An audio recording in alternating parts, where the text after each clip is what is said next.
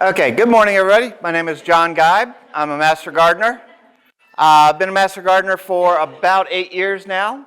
I actually went down and took the specialist training that A&M can provide for us a couple of years ago and have had a lot of good experience with it, learned a lot of good information. And part of my job as a Master Gardener is to come out and give you all the information as the general public so that we can go ahead and help you all along and be able to do things like, raising vegetables and whatnot. First thing we need to do is figure out why we're gardening. Why are we going to be doing our vegetable gardening? Are we looking for food? Are we looking just for some sort of a hobby to get us out of the house, get us out into nature? Being in a vegetable garden can be a really enjoyable experience sometimes. To be out there in nature and see some of the beauty that nature can provide for us. The two main reasons I actually do it are, actually three are the bottom three. I'm retired now, so I don't have that the fun of going to a job where I get some satisfaction from doing a job well done. So now I get to do the job in my own garden, so commute's nice. But I get a lot of fulfillment coming out and being able to produce food for my family, which is one of the things I try and do. Those two last ones are really kind of important to me. Flavor. When you grow vegetables at home, you can grow varieties that are actually a lot better tasting and much different than what you'll get in the stores. A lot of the stuff that you get in the stores, you have to understand, are selected for various varieties to be able to be shipped from, say, the Central Valley of California, ship it to Texas, and show up on your, at HEB. It has, it's a red orb that sort of tastes like a tomato. It's not bruised and it looks like it's supposed to. The flavor just isn't there. So, if you grow the homegrown stuff, it tastes a lot different. And you can get some really neat varieties, not only in looks, but in taste. And then the other thing I really like doing is I don't use any chemicals or pesticides in my garden whatsoever. All I do is all 100% natural stuff. So when I go to, walk through the garden and I'm like, I'm hungry, I'll reach up, I can grab something straight off of a vine, knock the dust off of it and take a bite out of it, and I have no issues that's going to have any effect on me whatsoever. So there's no pesticides, no chemicals into it. So that's a nice thing to know. But key thing is, start where you are. Doesn't matter if you're in a small plot, and even in an apartment, do what you can wherever you are. Okay? We've got 5 key problems when we're growing here in West Texas. We've got the weather, we've got the water, we've got our soil, we've got the water, and we've got weather. Okay. First weather issue that we have is temperatures. It's a good and a bad thing for us. Our last average frost date is March 28th for our zone. It can vary a little bit, if you're like far south or a little bit further north, but March 28th. I always prefer to think April 1st. Because April Fool's is a much better selection for our last frost date. I have seen it as early as February 12th as a last frost date, and I think the official last frost date they've ever recorded was sometime in June. So it can be drastic. Usually it will fall between March and April, but it's very hit or miss. On the good side, we don't get our first frost until late October, about October 28th, 29th, if I remember right. So that gives us about 220 days of growing season that is frost-free. That's a long growing season. We can grow a lot of stuff in that. The only problem is the other end of our spectrum, which is the heat. Those of you that tried to grow anything last year, yeah, that didn't work real well, did it? Between lack of water and the 105, 110 degree temperatures that we were running into on a consistent basis, almost nothing grew in the vegetable garden last year. I didn't get tomatoes until October. None of my spring crop for tomatoes grew at all. So heat can be a major issue. One of the things you'll find with tomatoes especially, if it is too hot, tomatoes will not set fruit. The heat literally kills the pollen off, and or sterilizes the pollen, and they won't. The flowers will get pollinated and just drop off. You don't get any fruit coming on your plant. So that's where one of our big problems there is. Now, in the winter, except for the occasional 3-4 days of Arctic weather that we get, the rest of the winter is pretty nice. I mean, you go out today, it's supposed to be 60 degrees. Beautiful weather. But we did hit 31 this morning. So we do have, it was frosty, it was a freeze, so anything that is a frost tender plant can't survive over the winter without some form of protection, okay? So, but a lot of good stuff comes from that sort of a temperature. Next thing is rainfall. This is 2018's rainfall for Midland. At the time I was living in Midland, so I have good data for that. You notice there's 3 lines on there. The nice smooth line is what we should have for an average rainfall. That takes up the average rain that we're supposed to get on a day and just add it up as we go through the year.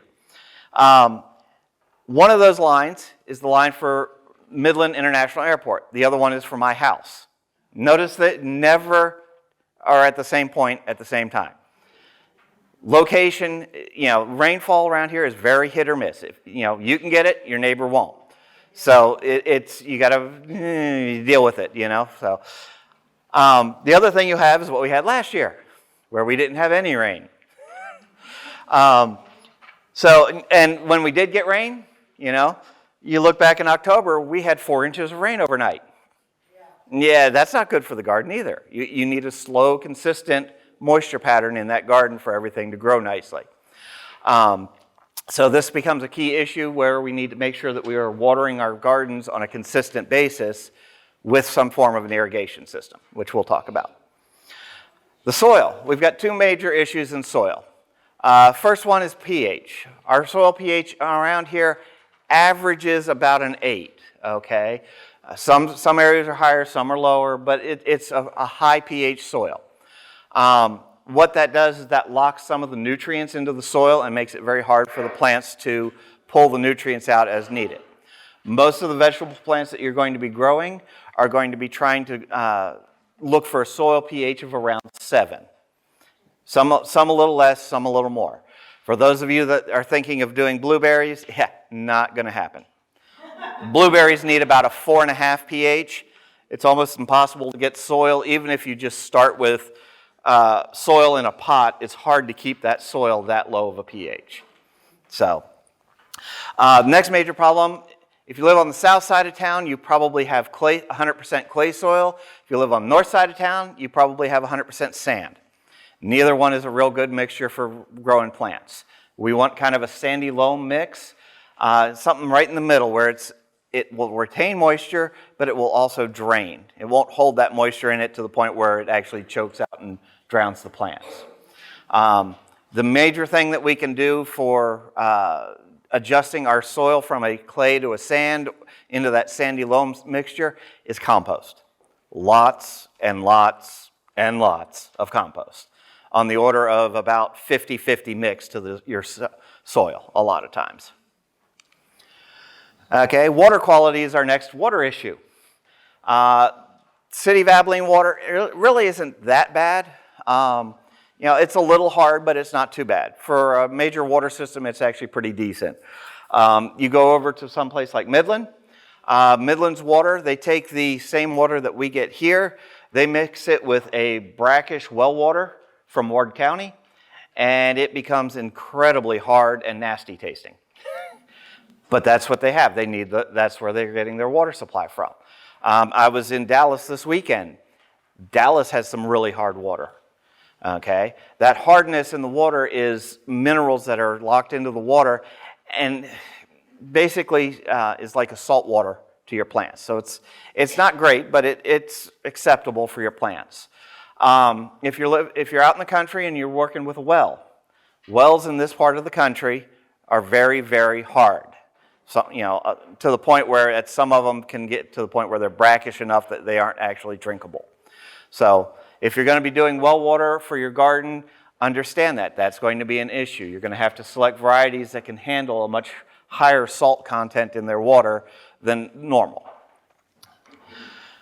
The other fun stuff is, oh, look, how windy was it yesterday? This I gave this presentation last week on Tuesday. Monday, this was what it was looking like outside, because of the winds. We get very high winds out here, especially in spring. Usually between, as my wife says, the Lent season. March and April, we get wind. And some of this wind is just absolutely brutal, especially for nice, fresh, tender plants that we've got coming into the ground. So we're going to need to make sure that either we have some sort of a windbreak in there, or we're putting in plants that are a little bit more mature that can handle that sort of a wind. And when we do something like that, we want to make sure that they're strong enough to handle all the wind blowing them around. The other fun part of our weather is the severe, like hailstorms and stuff like that, and thunderstorms. This was 2016. I had a beautiful tomato crop going. I had about 15 or 18 tomato plants out, absolutely loaded with tomatoes, looking beautiful. I got 15 minutes of nickel-sized hail. Every tomato I had on those plants either looked like that one or just took a small hit, which I didn't notice. I was like, oh, I've got tomatoes that survived. This will be good. Every one of those tomatoes got bruised. I got 3 tomatoes that year out of my tomato plants. It is what it is. There's not much you can do about the hail. If you really want to go all out, you could probably put some sort of a light cage over it to prevent at least the really big hail from destroying your plants. But you're just going to have to kind of hit or miss, and hope for everything. So, where do we start with our garden? Well, first off, start with a plan. And that plan should be small if you've not gardened before. Until you can get there and get into the gardening aspect and understand the amount of work that you're going to be putting into your garden, it's best to start small. And this can be so small as I put a tomato plant in a pot right by the front door where I see it every day, and I can take a look at it and make sure that plant's doing good. I can remember to water it every day. It's one of the things you have to try and get into the habit of being able to do. The best advice I can give for you as a new gardener is be in the garden every day. Your garden will appreciate you a little bit more. It may not love you so much, but it will appreciate it. Well, we're talking garden design. First things, do we have any issues that we need to worry about in the way of things coming in to attack your garden? This could be anything from dogs, cats, kids, rabbits. Do you need to, so do we need to fence off the garden area and prevent anything from coming into it? So, as you can see this one, we've got a fence all the way around the outside, single gate on the inside. Works well. Everything inside is garden. Some of the stuff that we need near the garden, but not in the garden necessarily, is just on the outside of the fence so that we have easy access to it, but we don't have to worry about taking up garden space, the valuable fenced garden space with these things. As you notice, they've gone out, they've laid out all of their plants, what they're planning to garden with, various varieties for tomatoes, potatoes, onions, that sort of stuff. And if you look at it, they've got a couple that are listed as square foot gardening. That's one of the methods of gardening. I'll talk about that. I'll talk about a book about it here a little bit later. All these different things of thinking about not only what you're going to plant, but where is very useful. And keep whatever plan that you have and used for that year, make sure you keep that with you as a record for next year and the year after. Keeping records is a very useful thing as a gardener. As you notice, they've got water here. Water is going to be key to your garden around here. Like I said, we have to have it irrigated because of our weather patterns. This case, it looks like they've got a couple of rain barrels and just a spigot that comes on the inside of the fence so they don't have to go outside to get water, which is a very useful thing. Looks like they're probably going to be hand watering this one, because there's just that spigot off of the rain barrels. Rain barrels and rainwater catchment is some of the best water that you can use for your garden. It's high in nitrogen, which helps boost the plants a little bit, gives them a shot of fertilizer. And so it's really nice. It's a good pH level for your soil. You just can't stress it enough that rainwater is really what you want to do if you can. Next thing is the little box down there. It's listed as either a compost bin or a tool shed, or it could be, you could have both. Compost bin right next to your garden is very useful. As you go through the season, you'll have plants that have died out. Say you've harvested off your broccoli head. Well, you now have a broccoli plant that's dying out, being infested with worms or whatnot, and it's time to go. You pull it out, you toss it into your compost bin that's right next to your garden. Now, this compost bin could either be a regular compost bin or it could be a worm bin. Either one will work. Tool sheds, always nice to have your tools readily available. A lot of people I do things like old mailboxes that they'll put inside their garden area to keep gloves and shovels and a couple of the small hand tools.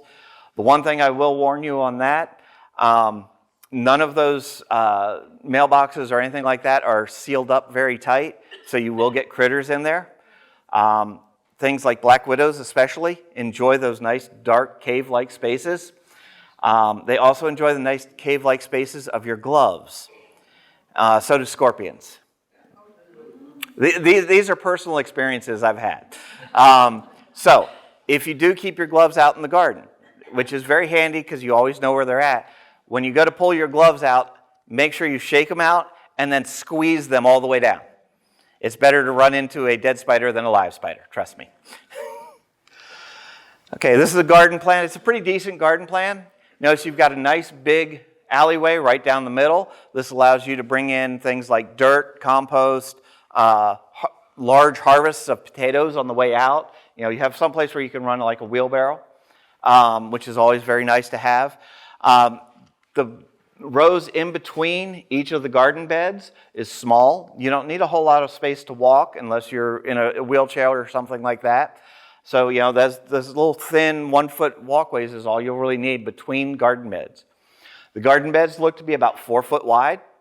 There's a reason they're no more than about 4 foot wide when we're planting this.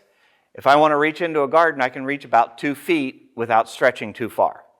Okay, so if it's a 3 or 4 foot wide garden bed and I only have access from that one side, that's a big stretch, and I'm going to have to either step into the garden bed, which we don't want to do, and compress the soil, or kneel in it or something like that. So try and keep those garden spaces where it's no more than about 2 feet on either side to be able to reach into.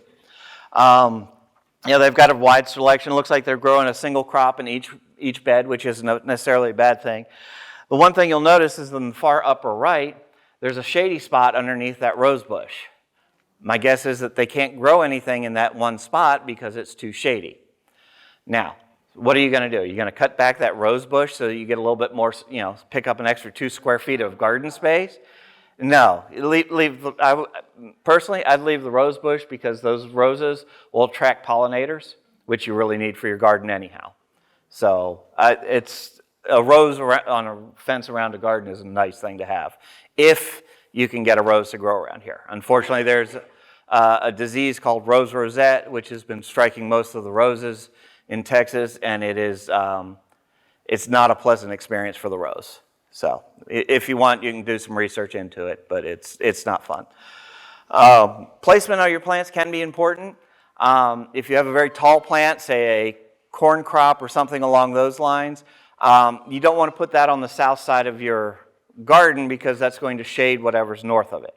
Okay, so think about that when we're talking about what we're going to plant. Are we going to put a trellis up there to grow stuff? Well, remember that anything north of the trellis is going to end up in shade. For the most part, that's usually a bad thing. If we're talking, though, once we're starting to get, late spring, early summer, where it's starting to warm up, some of our plants like lettuces and any of the brassicas like broccoli or cabbage, they can't handle the heat. Well, if you can keep them out of the midday sun, that can be real useful. So if you plant, your brassicas on one side and then put a trellis right south of it, they'll get usually enough morning and evening sun to grow properly, but during the heat of the day, anything that's growing on that trellis can shade them out and keep them from getting too hot. So like I said, plant north to south as needed. Now, where are you going to plant your garden? Well, most of you that live in town, you're kind of going to be very limited. You're going to plant wherever you've got. But if we do have a little bit of options, here's where we're looking for, okay? If we don't have all-day sun, we're looking preferably for morning sun. Morning sun's a little bit softer, not nearly as hot, especially in the summer. It helps us a lot to not overheat the plants. We're looking for that sandy loam soil. For the most part, we're going to have to make that soil over years a lot of times. Even if you buy it and bring it in, it gets really expensive really quickly. I was just looking at, I was talking with somebody about my garden, and I've got a bunch of raised beds that I'm getting ready to fill with soil. If I was to bring in the soil just to fill those raised beds, I was looking at about $1,000. Because it was going to be somewhere in the order of like 15 or 20 yards worth of compost. And so it gets expensive quickly sometimes. So that's, yeah, my math's off on that. I can't remember, but it was going to be several hundred, pretty close to $1,000 for that. We want well-drained soil. That's one of the key things. So we want to try and avoid low spots in our yard. So when we do get the 4-inch rain, it all doesn't end up in our garden. We do need the water, but not like that usually. The low salinity water, so like I said, tap water, if you have to, rainwater if you can do it. And then convenience is always nice. Near the kitchen, if you've got an option. That way if I'm making dinner, I need to go grab something for dinner, it's right outside the door, grab it and bring it back in to harvest. I mean, how fresh, much more fresh can you get than, go harvest it and throw it in your food pot that quickly.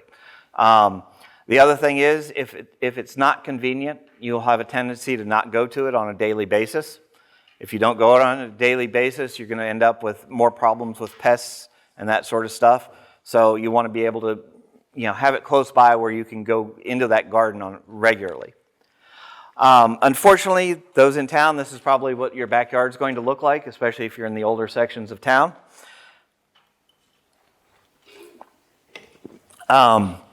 If you've got some larger trees around, you're going to end up with shade that you're going to have to avoid. This one's kind of a more interesting thing. Because the trees are not on their property, they can't do anything about them except trim them at the fence line, which you really don't want to do anyhow because you can annoy your neighbors enough that it's usually not a good thing. You can trim them a little bit, but something like this, you're going to want to try and leave the tree. The one thing about this, most of those tree roots, if it's a larger tree, actually are probably in that garden bed and were rototilled up. So a lot of the nutrients and water that the tree was planning on getting just suddenly got destroyed when they came through and rototilled that bed. So that tree is going to have some major issues probably. But, you work with what you've got. One of the ways to avoid our soil issues is with raised beds. Now, one thing I will point out, I do not recommend at all the railroad ties that they're using in this picture. Railroad ties have some really nasty chemicals in them. You do not want those anywhere near anything you're going to eat. So, you can use regular treated wood. Treated wood, the current chemicals that they are using for treated lumber are officially allowed to be in contact with the ground for your vegetable beds. I still don't recommend that, mainly because even when it's treated lumber that's in direct soil contact, rots reasonably quick, as in like 4 or 5 years. The cost of lumber these days, that becomes very unfeasible for us to replace all the time. I usually line either with plastic or at least a heavy-duty fabric cloth that's going to shield off the soil having direct contact with the wood. Cinder block also works very well for raised beds. Depth, well, doesn't have to be very large depending on what you're growing. If you're growing things like lettuces, small root crops like beets, 6 inches of soil depth is all you're going to need. Now, if you're starting to go with carrots, you're probably going to need about a foot. Tomatoes, you're going to want probably 18 inches of soil. So, it's a matter of how deep you want. I personally use, for most of my raised beds, I use cinder block. I use 3 cinder blocks high. That puts it at 24-inch height. Then I put the little pretty capstone on top so that, it comes up to right about here, which is nice. It's also the perfect height to sit on. while you're gardening, or if you just need a break. So you built-in bench and garden bed all in one. So it works really well. Site prep. Got several things that we're going to do once we've decided where we're going to put the garden to get that garden bed prepped and ready. Start talking about our seed bed preparation. If you're trying to take a yard out and turn it into a vegetable garden bed, you're going to have fun. Especially around here, most of our yards are going to be Bermuda grass. Bermuda grass is, around here we call it a lawn. Anywhere else in the country, they call it the most noxious weed they can ever find. Killing off Bermuda grass is very hard to do easily, okay? For those of you that are looking to do true organic gardening, you can't. It's going to be a long-term haul. The best way to kill off Bermuda grass is Roundup, or some version of the glyphosate. Glyphosate. It's just one of those things. That's what works well, and is about the only thing that will actually kill Bermuda grass. Okay. It is what it is. If you don't want to deal with the Roundup, you have two other options, neither of which are particularly fun. The first is solarization, which you'll go in, you'll take your garden bed, till it up if you want, don't have to. Water your garden bed very nicely, get a very good, thorough soaking rain. You're talking 4 or 5 inches worth of rainfall on that garden bed. Trench around the outside, lay clear plastic over it, bury the edge of the plastic. This seals off the garden bed, and then you let it sit for anywhere from 6 weeks to a couple of months. If you're in summer, you can probably get away with 6 to 8 weeks. Over the winter, it's going to take probably 3 months. What this will do is it will create a miniature greenhouse over top of your garden bed. The sun coming through that clear plastic will heat up the soil and mix with the moisture, and you will steam the soil under that plastic bed. It works. It will kill everything in the soil up to a depth of about 6 inches. Okay, and when I say kill everything, good bacteria, bad bacteria, viruses, any plants, seeds, all of that gets wiped out because you'll hit temperatures underneath that plastic of up to 160 degrees in some spots. So it can be very useful for sterilizing your soil. The problem is you sterilize the soil. You'll need to go back in then and add compost to make sure that you add all that good beneficial bacteria back into the soil. One of the problems is with solarization, it goes about 6 inches deep. Bermuda is notorious for running runners 8 to 10 inches deep sometimes. So you may still end up with Bermuda coming back up, but it will not be as bad. The second organic way that I know of pulling Bermuda grass really sucks. Go through, moisten your soil enough that you can easily work the soil, and then go through with a pitchfork, pitchforking it deep, 10 to 12 inches deep, break it loose, and go through by hand and pull every chunk of Bermuda grass out of that soil. I can guarantee you it works. You will not have Bermuda grass after that, but it is extremely backbreaking labor. So,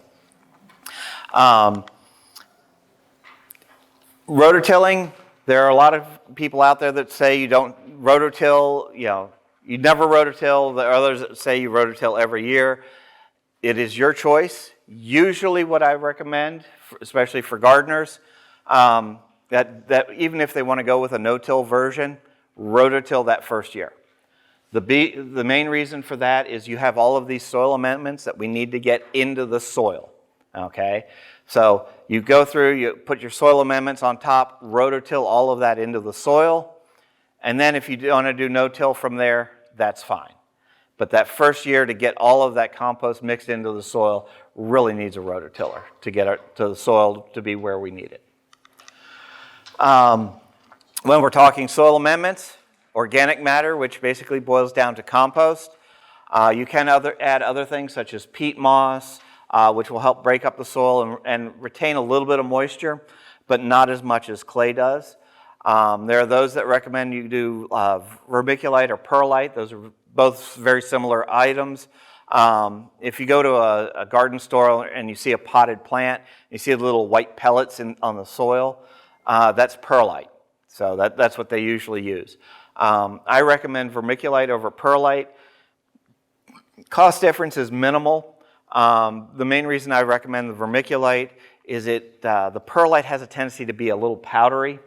So if you're dealing with large quantities of it, especially if you're shoveling it from a bag into the soil, you can get a lot of dust on it, and it's a powdered rock that you don't want to breathe the dust out of. So be very careful with that. Irrigation. We don't get water enough that we need to irrigate. Our vegetables especially love a very slow, consistent soil moisture. Very even moisture. That way they can draw up what they need when they need it. We recommend drip irrigation first off. It is the best way to irrigate any garden bed you have, whether vegetable or flower.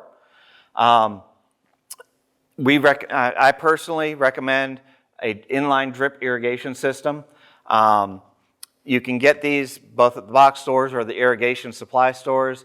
I would highly recommend that you go to the irrigation supply stores. They're a little bit more expensive, but it is by far a much better quality product. You talk to people that put in irrigation systems for a living, and they refuse to put in inline drip systems. But the problem is they're going down to the big box stores, buying the cheap stuff there to put it in, and the product quality just isn't there. It really has a tendency to fall apart and degrade over time very quickly. The inline stuff that I had back in Midland, I had it on well water. I think I had this is the type of well water that you put a brand new faucet in, you turn it on, run it for a day, and you've already got salt deposits on your fixture the next morning. That's how bad the water is, and the well water was. The good quality inline systems, in 5 years of running gardens over there with that system, I never had a problem with any of the emitters clogging or breaking down. It's quality. It costs a little more, not a lot, but it costs a little more. But the quality was well worth it in the long run. I never had to replace anything. In fact, half of that is sitting in my garden right now, and I've been running it for 4 years here. So, that's how good it is. Next option is going to be by hand watering. This is a good thing because it gets you out in the garden on that daily basis to make sure you water, to check on all of your plants. The problem is with hand watering, you have to sit there and hand water each plant as you're going down. The nice part about the drip irrigation system, you turn it on, you go browse through the garden, harvest stuff, pick out, dead stuff, deal with any pests that you may have. The system's running and it's watering itself, while you're sitting there doing other things. So it's a lot of a time saver right there. If you have soaker hoses work very well also. They're similar to the inline drip system. The one problem that you'll run into with soaker hoses is that long term, they have a tendency to clog the pores with our hard water. Therefore, you stop becoming a dripping soaker hose as opposed to a spraying soaker hose. And that spray is a very fine mist and evaporates. You'll lose 30, 40, 50% of your water just to evaporation once it becomes a spraying type soaker hose. If you've got larger shrubs, a lot of times you can put bubblers from tapped off of your main irrigation system if you've got a sprinkler system installed that work well. And then, last case are pop-up sprinklers. You really don't want to put in a sprinkler system and use just the pop-up sprinklers. A lot of the plants that we're dealing with for vegetables do not like being wet. Has a tendency to cause mold and mildew issues on the plants and can spread viruses a lot of times. Tomatoes are notorious for getting viruses through having rainfall or pop-up sprinklers on them. So, fertilization, how are we going to fertilize the plant? Plants are going to need all sorts of nutrients. They're growing kids when you think about it. So we need to give them everything they need for fertilization to make sure that they grow properly and give us what we want. You've got two options when we're talking fertilization, either inorganic or organic. If we're talking inorganic, it's usually more a form of a salt such as a nitrate or a phosphate. So those salts will break down into the soil usually reasonably quickly. So they're usually a faster acting. You can get slow release fertilizers. Those definitely do work better. But remember, if we're talking inorganic like that, those salts add up, especially if you're dealing with salty water from like a well. So be very careful with that. The nice thing about inorganic fertilizers is they're fairly heavily concentrated, so it doesn't take nearly as much to keep your soil where it needs to be in the way of minerals and stuff. So that's a good thing. If we're talking inorganic, these could be anything from like blood meal, bone meal, compost.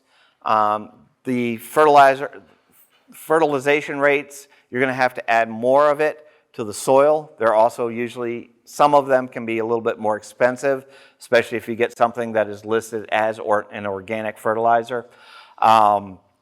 So it can be a little expensive unless you're dealing with the compost, which can be free if you make your own compost.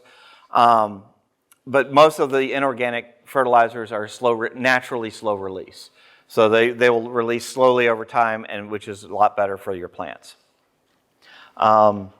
When you do it, you can do it just as a top dressing, but a lot of times you want to just at least disturb the soil a little bit or water it in just to get some of that fertilization down into the soil. Now, what are we going to grow? Well, first thing to think about is what are we not going to grow? Okay? If you're growing vegetables to eat, don't grow vegetables that you won't eat. Don't waste your time.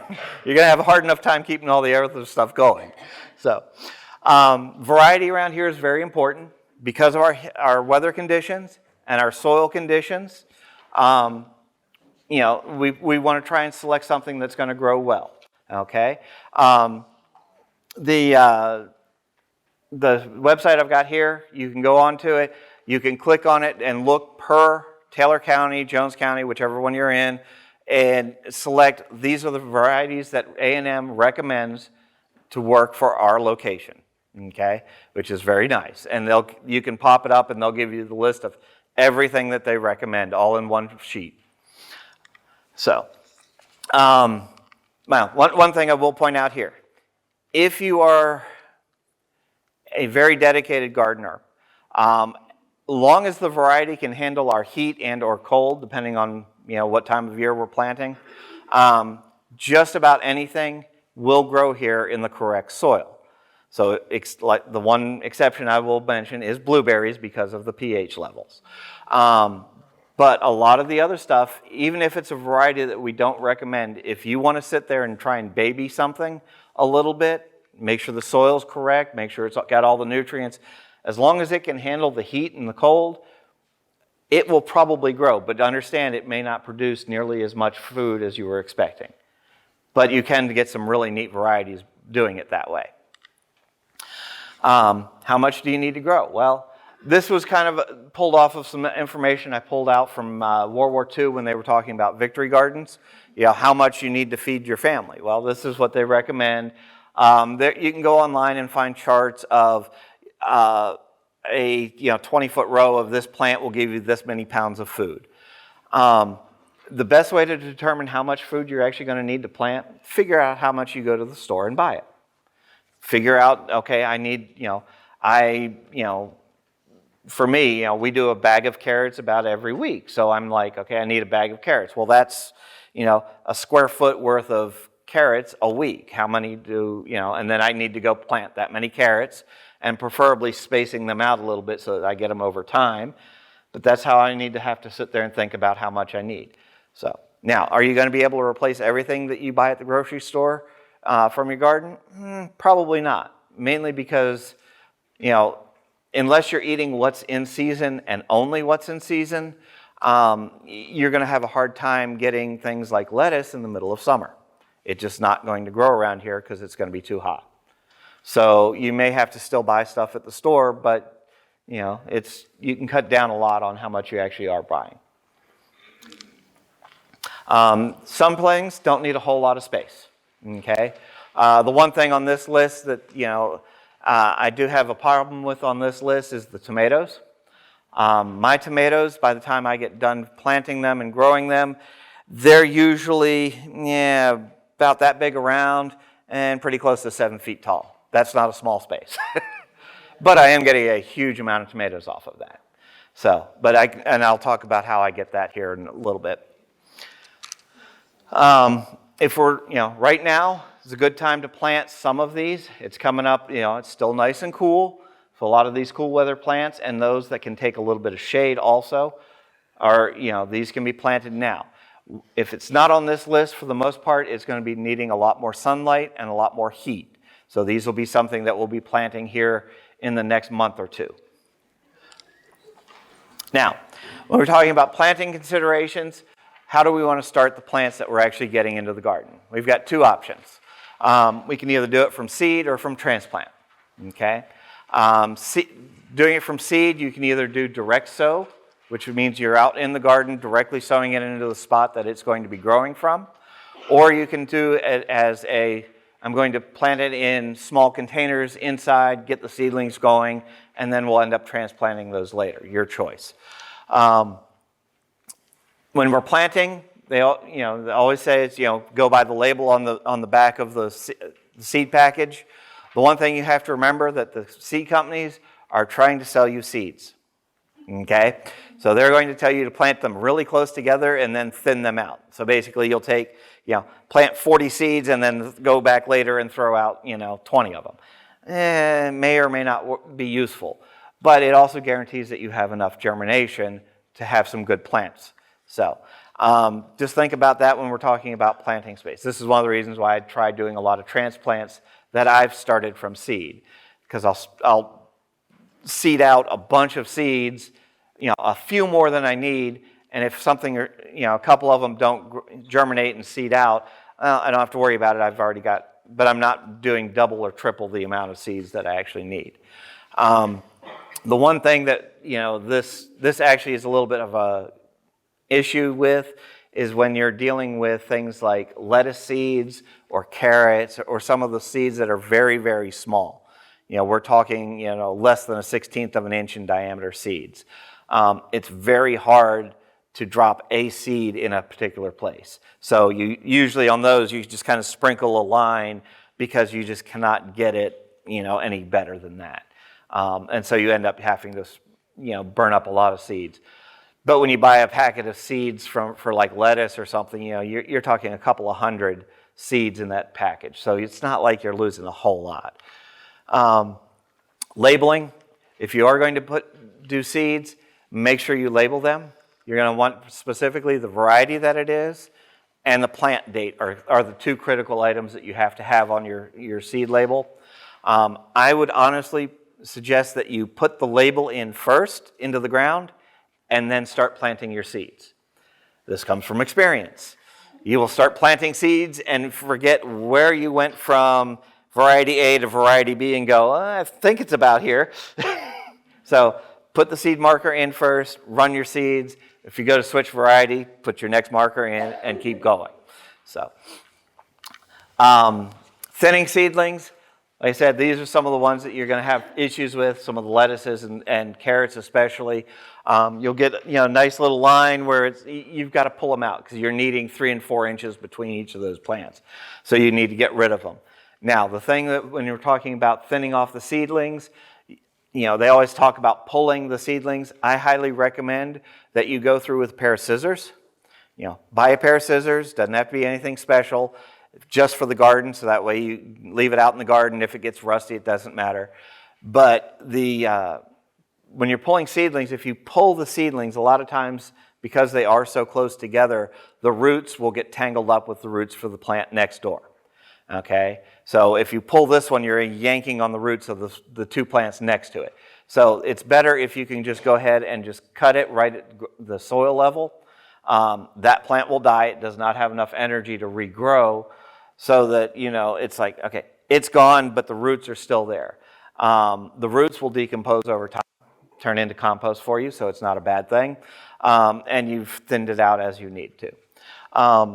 Yeah, especially when you're looking at the top left picture there. He's working on some carrots, trying to pull those. Those should have been thinned a long time ago. Those are way too big at this point for thinning. He should have, but it is what it is. This is where cutting especially would be very beneficial when you're doing thinning. Row covers. Row covers can be useful for germination. It will keep some of the soil heat in, so it keeps it a little warmer. If you pull it back during the day, sun will hit the soil, warm it up, and then you throw the row cover over at night. It keeps that heat in there. A couple of degrees can make a major difference on how fast things germinate. So that's a very useful thing. The other thing it does is it keeps birds off of it. A lot of the birds enjoy those seeds just as much as you do. So you want to try and keep them away, so you actually do get the plants that you're looking for. Depending on the variety and what you're growing, a lot of times that row covering can be used as a pest deterrent, especially for things like leaf crops like lettuces, kale, that sort of stuff, broccoli. One of the major problems that you'll run in with broccoli and other brassicas like cabbage, you get worms on them a lot. Well, the moths that lay the eggs for the worms, if you've got a row cover over it, can't get to the plants. So they can't lay the eggs, so you don't end up with that pest, which is very useful. The thing is, cabbages don't ever form a flower that you have to worry about getting pollinated. Same with broccoli. So any of these that don't need to actually be pollinated, you can keep a row cover over it to keep the pests away. So now, if you end up with something like aphids, which will go under the row cover, you're going to have ladybugs. Well, the ladybugs or something like that eats the aphids, they're going to have access to it. So you're going to have to either lift the row cover off at that point, or maybe buy some ladybugs and stick it up underneath the row cover and then cover it down so that the ladybugs stay there. Transplants. Transplants are nice because you've already started. You aren't trying to baby a seedling up into full growth. You've already babied it, and you now have a healthier plant to start with, so you can get a little bit of a head start. So when you go out and you start seeding something, a lot of times out, you can already be transplanting out a plant that's a couple of weeks ahead of time. And that couple of weeks of growth ahead of time can really make a major difference on some of the plants that we're growing, especially things like tomatoes. When we're talking about transplanting them, by the time you want to transplant them, they want to have at least a couple of inches tall based on the plant. And you want to have 2 to 4 what we call true leaves. If you look at these, say that plant right there, you see there's a leaf right here and a leaf right here. Those are what's called the cotyledal leaves. Those are the original leaves. When the seedling pops up, you'll have 2 pretty much lobe-shaped leaves. Those are the initial leaves that come out that the plant had enough energy to grow from the seed. Once those grow, they start getting the photosynthesis, getting all the energy back into the plant. The plant grows, and it starts forming out the leaves. And if you notice, the rest of the leaves actually look like what the plant is supposed to look like once it's full grown.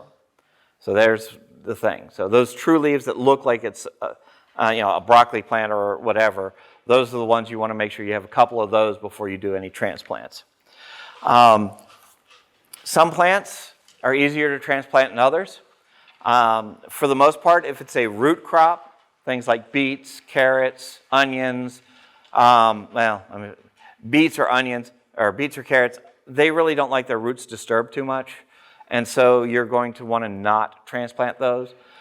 Others, things like tomatoes, especially, tomatoes are the ones, especially around here, are the ones you always want to transplant. Okay? Which I say, yeah. Peppers too, because as much as peppers love heat, it takes a long time for a pepper plant to grow up to be big enough to really produce a lot. So you want to try and get those in as good transplants. When you're going out, if you're going to go out to the stores and buy, make sure you buy good stock. And when I'm talking about that, I'm going to make sure that we don't bring any problems home Master gardeners are notorious for going to the clearance racks and buying off of the clearance racks, saying, I can save this, and it saves me money. Yeah, don't do that, especially with vegetable plants. It's going to be a stunted plant to start with, so you want to make sure not to do that sort of thing. But when we're looking at it, we're looking at making sure we don't have any pests on the plant. One of the best ways to check that is when you grab your plant, pick it up, hold on to the base of the plant so that you don't lose all the dirt, flip it upside down. Most of the pests, aphids and squash bugs and a lot of those types of things will live on the underside of the leaves. So you look at the top, looks great, but you flip it over and, oh, look, I've got an aphid infestation here. There's some squash bug eggs on this one. There's a caterpillar over here. It's like, you don't bring those home, save those, let somebody else deal with that. If you've got, you want to make sure that the plant looks healthy. There aren't a couple of a bunch of dead leaves on it. A lot of times when you've got it upside down like that, you can squeeze the box a little bit and pull it off. You can take a look at the root structure. If you look at, the ones on the right, you can see there's a few little roots coming out, but not a lot. You want to try and avoid root-bound plants for the most part. That means they've been sitting in that pot too long. They've used up all of the nutrients in the soil more than likely, and it makes it a lot. So it's a little bit of a stunted growth pattern on that plant. It can be helpful a little bit on the root-bound as long as it's not too bad, because you do have a pretty decent root structure. So if you're putting it into a really good, healthy soil with a lot of nutrients in it, sometimes a slightly root-bound plant will get you a little bit of a head start because you've got that big root ball. But if it's too bad, just put it back and move on to the next one. The one in the middle, you'll notice that it's all green on the top of the plant medium that they're growing the seeds out of. Means that's had a lot of moisture on it. Probably doesn't have a whole lot of roots in it because it's had so much moisture in it that it hasn't had to grow a lot of roots to get all the moisture soaking in. So that's going to be a problem also. Also, with that much algae on top of the plant, the chance of it having problems with viruses or fungal diseases is also pretty high. So make sure it's a nice, decent-looking plant. Not too much roots. Have some roots, but not too much. No major pest problems, and no areas on it that look like they're dying off for whatever reason. When you go to transplant, the soil medium that they usually use for seed starting is a very draining, well-draining material, almost like a sand. I mean, it's a chip bark a lot of times, and so it drains very, very well. The problem with that is it dries out very, very quickly. So you want to make sure that when you plant it, you want to plant it and put some of your garden soil just a little bit over top of that medium to make sure that it doesn't dry out too much. Okay, there are a few plants out there that getting a lot of soil up on the stem is not a major issue, so those you don't have to worry about. But most of the plants don't want to be reburied any deeper than they already are. Okay, now this is where the tomato transplant comes in different. I'm usually starting my tomato transplants. In fact, I actually need to start my seeds here this week. I'm a couple weeks late already, but I've been busy. I'll start the seeds now and then be planting them in late March. Well, you're talking 2 months worth of growth on a tomato plant. That's a pretty decent sized tomato plant. I'll have upsized it. It'll be in a 2-gallon pot and it'll be about this tall. Okay? When I get done transplanting it, it's going to look like that. Because what I'm going to do is I'm going to strip off all of the leaves off of that plant except for the top 6 to 8 inches. Because my beds are nice and deep, I will dig a hole straight down. If you don't have very deep soil, you can go sideways with the tomato plant. Bury that whole plant on that stalk except for those top little chunk. What that does is a tomato plant, anywhere it touches soil, it grows roots. Okay? So that whole stalk, 2-foot deep stalk is going to become my new root base for that plant. For the most part, most people, when they put a transplant in, it'll start growing and you can see growth on it. My tomato plants will sit there for 2 to 3 weeks and not grow. They're like, you're looking at it like, why aren't you growing? Well, what it's doing, it's building its new root base off of that stalk that I have buried. And so by the time I get done, I'll have a root ball, that until a couple of feet around off of that tomato plant. And once that root system starts to, really suck in all the nutrients, it will just absolutely explode in height. Now, those plants will grow 4 to 6 inches a day when it says, okay, it's time to start growing. It'll start, boom. I mean, I have a hard time, if I go and not go out daily, if I skip a day, I have a hard time weaving it in and out of my cattle panel that I run them up because they grow so fast. So, but that's how I get really big, really tall tomatoes, is that big root ball underneath. Got a list here of direct sow dates.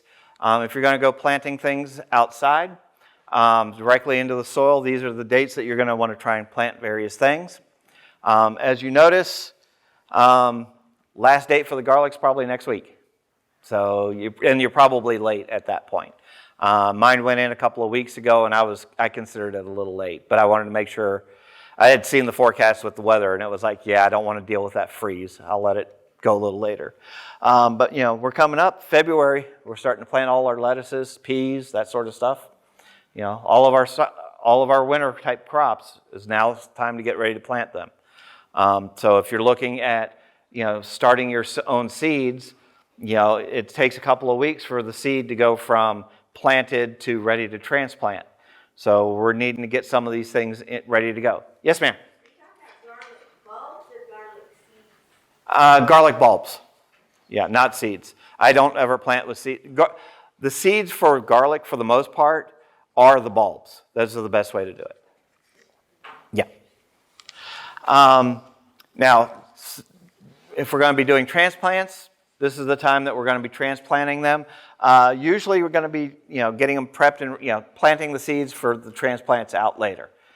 But you notice a lot of these, which are very warm weather type plants like basil, if you're going to be transplanting them, you need to start seeds now or shortly to get them ready to go in when they need to go in, which will be in April a lot of times for the hotter plants. Mulch. Mulch is a love-hate relationship around with the gardener. It has a lot of benefits, and I mean a lot of benefits. The key one for around here is that it does retain the moisture in the soil. So we don't have to, it keeps that soil moisture level much more consistent and doesn't allow a lot of the evaporation that we're going to get, especially in the early spring with the winds.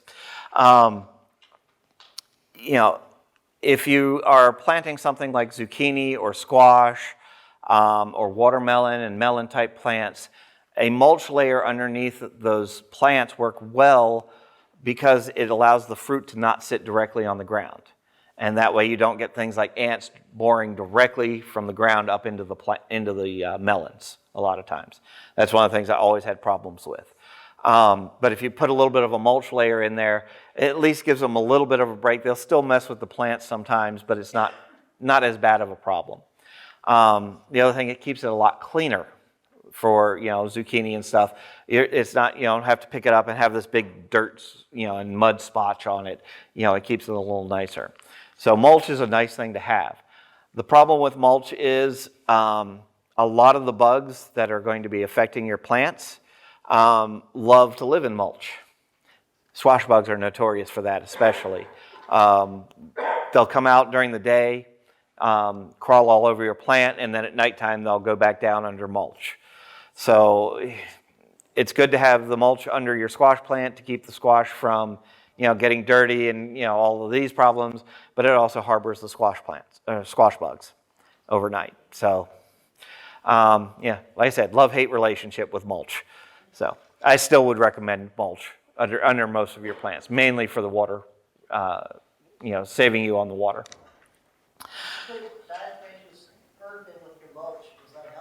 Okay, putting diatomaceous earth in with the mulch, yes and no. The one problem with diatomaceous earth, which is basically what diatomaceous earth is, a crushed up seashells. Long term, that's the basics of it. The problem with it is once it gets wet, it becomes ineffective. So anytime you've put some out and it rains, you have to reapply it. And if it's something like in the mulch, a lot of times you're going to have a little bit of a moisture barrier right there, coming off at the bottom side of the mulch, so that diatomaceous earth won't be effective. So once we're in season, we've got the plants in the ground, they're starting to grow. Irrigation is critical to keep the plants going. Okay, this is a drip system that they show a picture of. What I've found works better for gardening, for vegetable gardening especially. The inline drip emitters are designed to run for about 1 hour, give you 1 inch of rainfall equivalent in that 1 hour, and will cover about a 1 foot square circle, or 1 foot diameter circle. The problem is most of the soil that we're doing is reasonably well draining, and so a lot of that moisture will drain out before it can really spread out like it's supposed to. I will double up the number of runs. So instead of doing it 1 foot apart, I do it every 6 inches, but I'll run it for a half hour instead of an hour. And so it still covers all the soil, but it drains out reasonably well. And so it works a lot better. Particular plants and how much moisture they're going to need while they're actually growing. Some of these, some plants like tomatoes take a little bit more. Others don't take quite so much. What's kind of interesting is a watermelon, a plant that everybody thinks of as a very water-hungry plant, doesn't take a whole lot of moisture. So, which is kind of an interesting thing. So now when we're talking about how much moisture we're needing, this is extra irrigation that we may be needing on top of rainfall. So if we have enough rainfall to cover this moisture, we don't have to worry about it. But with our area, we're having to irrigate to keep up to that. But if it rains, today, I don't want to water tomorrow. I would probably want to wait a day or two. So a nice even soil moisture is what we're really looking for. One thing to think about, though, when we are talking moisture contents, when we're irrigating, it will affect the flavors of the crops that we're doing. Tomatoes, if you water a tomato in the morning and then harvest in the afternoon, that tomato will actually taste a little, won't taste as flavorful. It gets watered down, okay? So if you're going to harvest plant, and peppers are notorious for this also, let it stress them a little bit. If you're on like a 2 or 3 day watering schedule for, I water today and then, Monday is my day I'm going to be water the next time. I'll go out Sunday afternoon and go harvest my tomatoes and my peppers, okay? That gives them, they're drying out, they're getting stressed a little bit, and it concentrates, in the case of things like tomatoes, it'll concentrate the sugars into the plant when I go to harvest them so they taste better. But in things like a pepper plant, it stresses them and they release a little bit more capsaicin oil, so they will be hotter peppers. So, now, talking disease and insects and pest control while we're in season. So, we see some aphids, we're going to go grab a can of spray. No, don't do that. For the most part, Mother Nature will take care of most of your pest problems. When I say most of them, the one that everybody asks about is squash bugs. There is nothing that I've found that works well for squash bugs. Organic or inorganic, doesn't matter. The only thing I've found that works well is 7, but 7 is not something I want to put on my vegetables. So, some of the best things that we can do for avoiding, for dealing with pests, don't have the pests to begin with. You laugh. It's grow crab crops. Okay, I have. If you have root knot nematodes, which is the picture in the upper left of a tomato plant roots, you get these little nodules on their roots. They're nematodes that attach to the roots and kind of create this nasty little bulb. It prevents the plant from bringing up as much of the nutrients as it needs, and so it becomes a major issue on how much that plant can produce. You can plant a trap crop of like rye over the winter, and the nematodes will go in and attach to the roots of the ryegrass, and you can pull the ryegrass out and pull the nematodes out. Keeps them under control a little bit. Plants like marigolds. Marigolds are notorious for putting out chemicals that drive a lot of plants or a lot of pests away, both in their roots and through their odor. So what I do on around my tomato plants to help prevent root knot nematodes, I plant marigolds on both sides of the tomato plants. Okay, so I'll have a row of tomato plants, and I will have literally a row on each side of the tomato plant to help keep control of the nematodes. The odors from the marigolds will also help deter a lot of pests, but it also does attract some pollinators, because they're flowering plants. If you have a bunch of flowering plants in and around your vegetable garden, not only will it attract pollinators, but it'll attract a lot of the good beneficial bugs. Think, things like ladybugs, praying mantis, parasitic wasps, that sort of stuff. A lot of times some point in time in their life stage, they don't eat like aphids, they'll eat other things or they'll need nectar. So they'll actually live off of the flowering plants nearby, and then come over to your garden when they need the pests that you have in your garden. So plant some extra plants. It makes your garden very pretty to have those extra flowering plants around, but it also attracts a lot of the beneficial insects that can take out your crops. Everybody always hates wasps flying around your house. I understand that. They have a tendency to try and make their nest right above my doorway. I leave wasp nests everywhere I can unless it's going to become a health hazard, like right next to a doorway where I'm going to run into them all the time. But if they're up on the top of the eaves of the house, I let them go. Wasps eat a lot of pests out of your garden. Okay, so they're a good beneficial bug to have around. So as much as you can, let spiders. How many of you try and knock the spiders out of the way? Spiders will eat a lot of the bugs in your garden. Okay, so if you can do it, let Mother Nature take care of your pest problems. Now, the pest problem may spike into a high level for a bit until the beneficials can come around, but once the beneficials are there, they'll knock out your pest problem. Critters. In town, you will have anything from rabbits, skunks, squirrels, and birds usually. Out in the country, we get a few more, but it's still all about the same thing. In town, unfortunately, there's not much you can do with things like squirrels and stuff.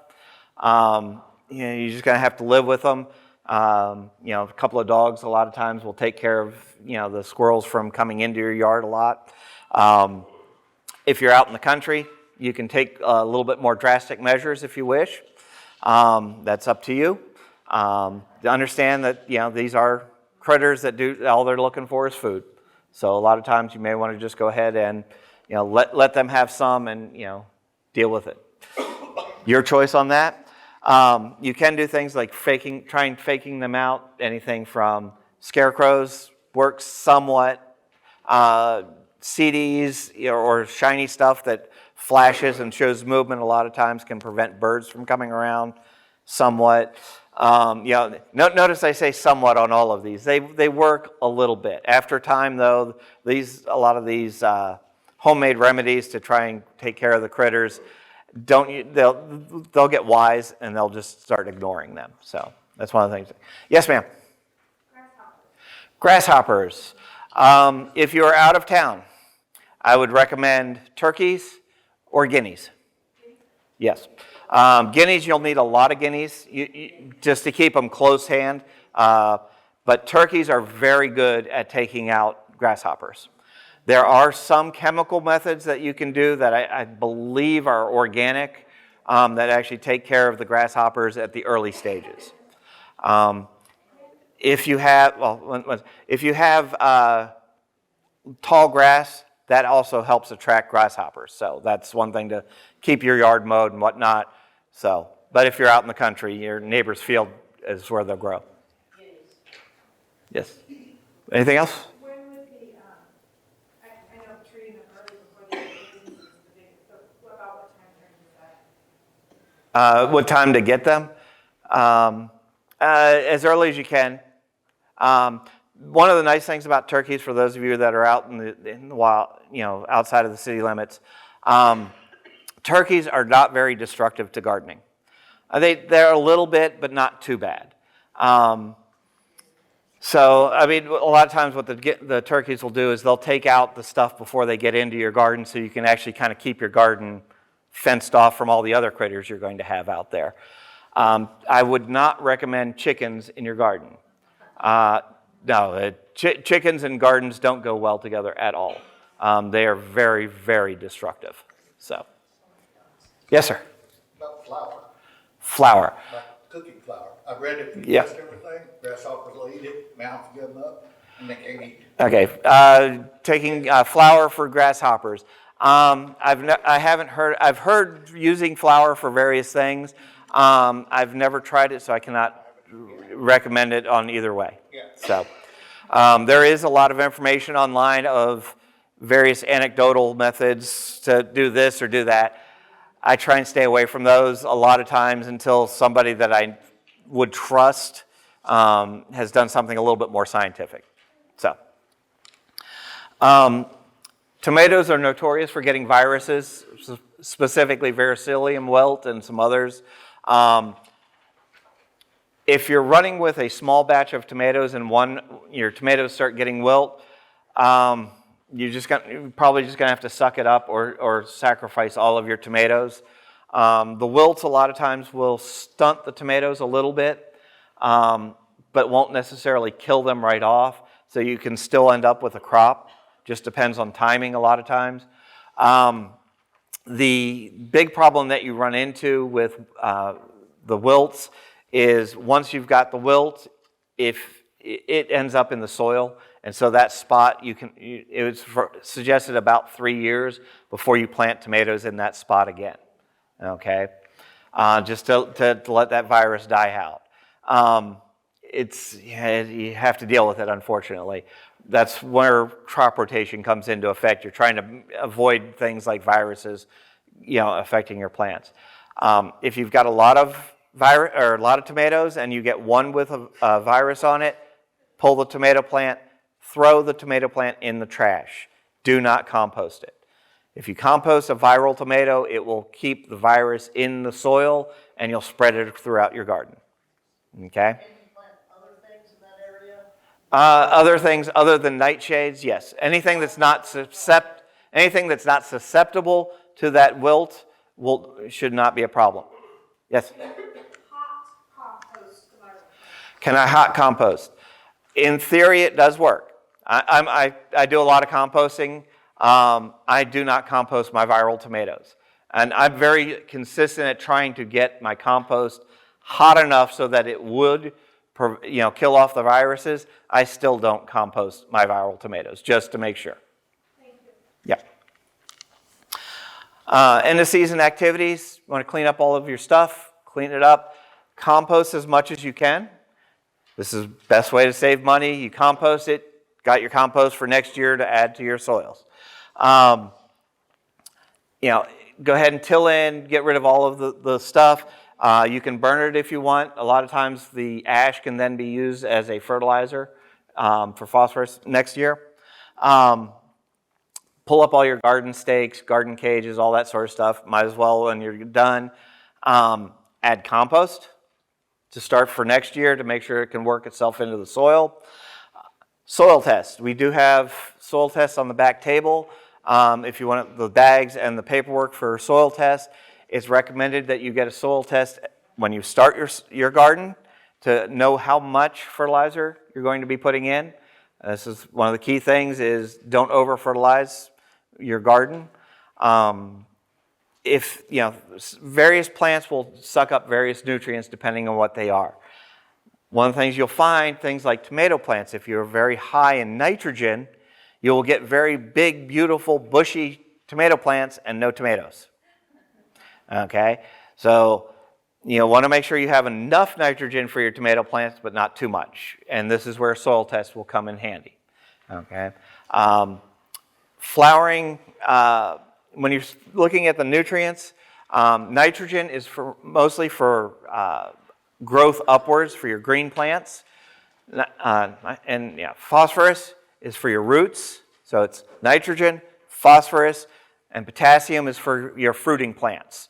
So if you aren't doing fruiting plants, you don't need as much potassium. But if you're having things like squash, tomatoes, that sort of stuff, you're needing to make sure you have enough phosphorus or potassium in your soil to make sure you can grow. Potassium on fruit trees? Potassium will help a little on the fruit trees. Like I said, soil tests will work. When you do your soil tests, one of the questions that's in there is, what is this soil going to be used for? Is it lawn? Is it vegetable gardens or whatnot? If you put it down as fruit orchard, that'll let you know this is where, when the soil tests come back with their analysis, it'll tell you this many pounds of this needs to be applied to keep it for that particular use. Crop rotation. Crop rotation is done usually for two main reasons. One for pest prevention, and the other is for disease, for pest and viral and disease prevention. The other is for nutrient use. Okay, things like lettuces, leafy plants use a lot more nitrogen. Tomatoes, you don't want nitrogen, so you kind of want to balance out the nutrient levels in the soil as you go through your rotation, so that you don't plant peas this year, which fixes nitrogen in, and then follow it with a tomato, which will use up all the nitrogen but not give you any tomatoes. So we want to make sure that we rotate out properly. They've got a couple of different varieties listed up there. One of the key things is you don't want to, you go by basically families. So nightshades. Nightshades are tomatoes, potatoes, peppers, eggplants. All of those are nightshades. So that's one big family. Unfortunately, a lot of people grow a lot of those plants, but that takes up a rotation slot. Now I go and I do a lot of cubits, cucumbers, most of the melons, squash, zucchini, all of those are cubits. Those are also the ones that squash bugs love.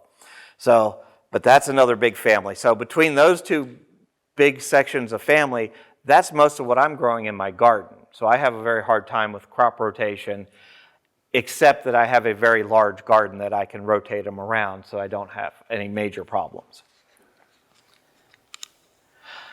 Studying. I've got a list of books up there. All of these are recommended, I would recommend as very good reads. The one in the middle on the bottom, the Rodell's Organic Gardening, is a very good book, very informative, and if you enjoy textbooks, that's the one to get, once you've gone through some of these others. Okay. The upper right, The First-Time Vegetable Gardener by Jessica Sowards, is a very good book.